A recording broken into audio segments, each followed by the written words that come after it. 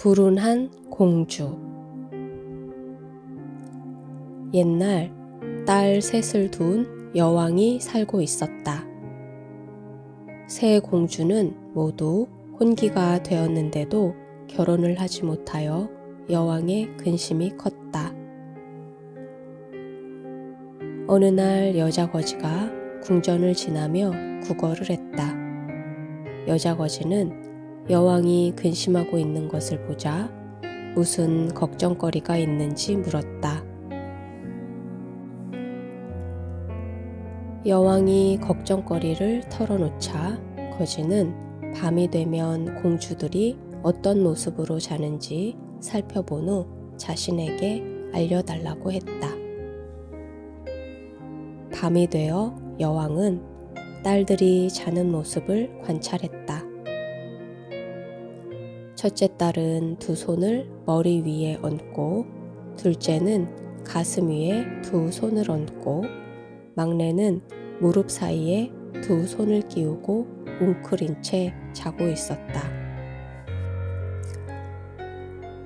다음 날 여왕이 거지에게 공주들의 자는 모습에 대해 말해 주었다.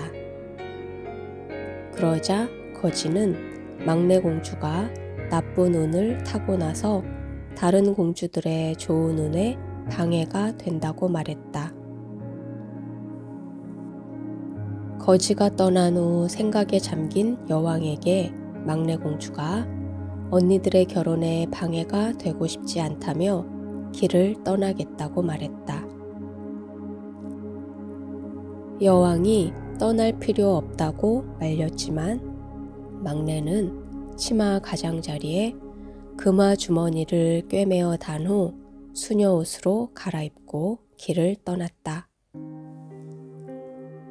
그렇게 막내가 궁전 문을 나서자 언니들에게 구원을 하기 위해 두 젊은이가 궁전으로 들어갔다.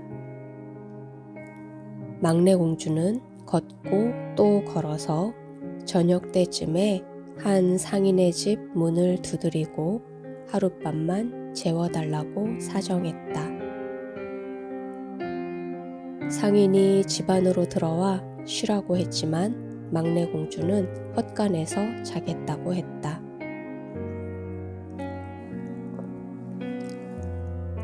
밤이 되자 공주의 운명의 여신이 와서 헛간에 보관되어 있는 옷감들을 갈기갈기 찢어 사방에 늘어놓았다. 막내 공주가 제발 멈추라고 애걸을 했지만 운명의 여신은 몽땅 찢어 헝클어 놓으며 오히려 공주까지도 찢어버리겠다고 위협했다. 날이 밝자 상인은 수녀가 어떻게 지냈는지 보기 위해 헛간으로 왔다가 자신을 망하게 한 끔찍한 재앙을 보게 되었다. 그러자 공주는 치맛단을 뜯어 금화를 꺼내 상인에게 주었다.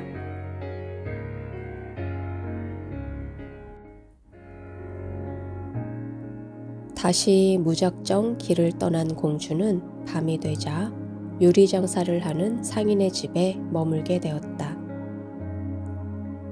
그러나 그곳에서도 운명의 여신이 와서 헛간에 있는 물건을 남김없이 부숴버렸다.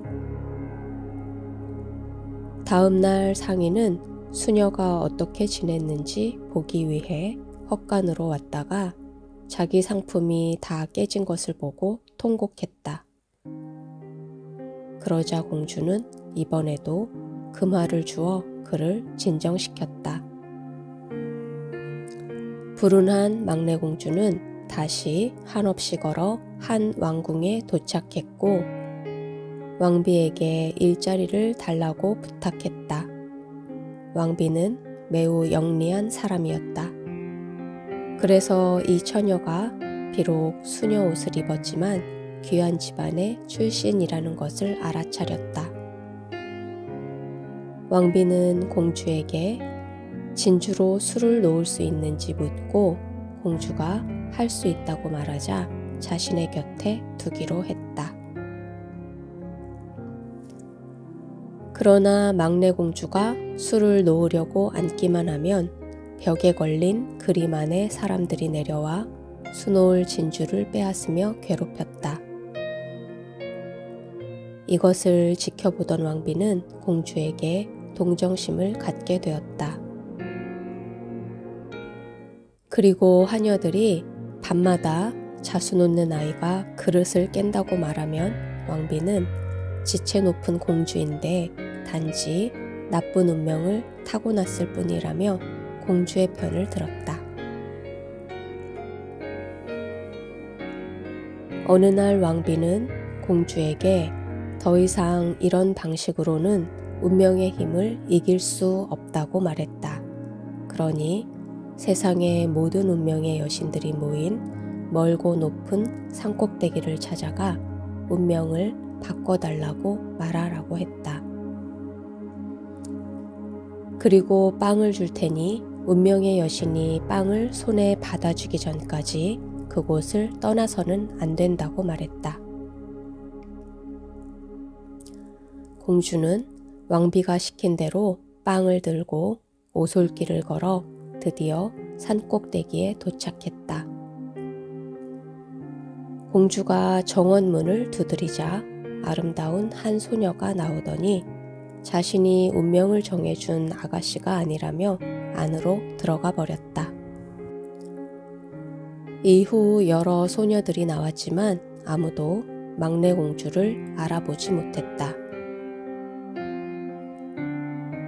드디어 머리에 빗질도 하지 않고 다 해진 누더기를 입은 더럽기 짝이 없는 여자가 정원문에 나타났다. 그러나 그 여자는 저주받은 게 왜 왔냐며 썩 꺼지지 않으면 죽여버리겠다고 말했다. 공주가 빵을 주면서 운명을 바꿔달라고 부탁했지만 그 여자는 엄마에게 가서 다시 한번 낳아달라고 하여 그때 다시 오면 혹시 운명을 바꿔줄지도 모르겠다고 말했다. 주변의 다른 여신들조차 공주를 도와주라고 했으나 그녀는 공주의 머리를 향해 빵을 던지며 꺼지라고 말했다. 공주가 빵을 주워들고 다시 부탁했으나 여신은 돌을 던지며 공주를 쫓아냈다.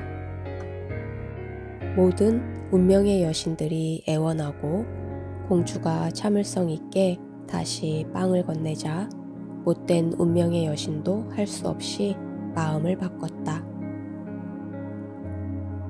드디어 빵을 받더니 비단 실뭉치를 주며 절대 팔아서는 안 된다고 했다. 그리고 이것과 꼭 같은 무게가 나가는 것과 바꿔야 한다고 말했다. 공주는 실뭉치를 들고 왕비에게 돌아왔다. 이제는 아무것도 그녀를 더 이상 괴롭히지 않았다.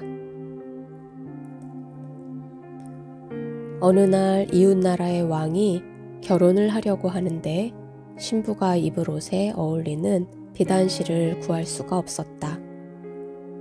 궁전의 시종들이 비단실을 알아보고 다니다가 막내 공주가 비단실을 갖고 있다는 소문을 듣게 되었다.